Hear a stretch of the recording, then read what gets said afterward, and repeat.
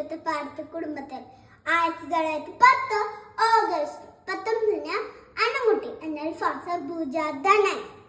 ചെറുപ്പത്തിൽ തന്നെ അമ്മയെ നഷ്ടപ്പെട്ട അണുകുട്ടിയെ വളർത്തിയത് വാർത്തമായ അന്നാമ്മയായിരുന്നു.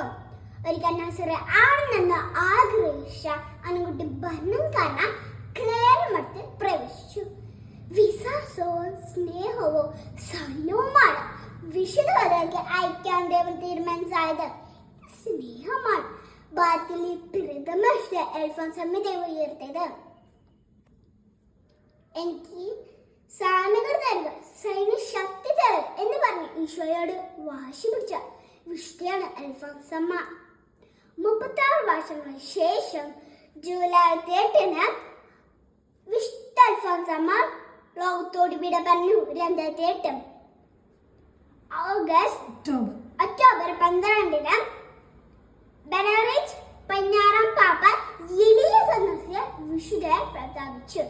ഈശോ കൂടെ സ്നേഹിച്ച് സഹിച്ച് ഈ വിശുദ്ധ നമുക്ക് എന്നും ഒരു പ്രയോജനമായിട്ട്. ജയ് ക്രിസ്തു.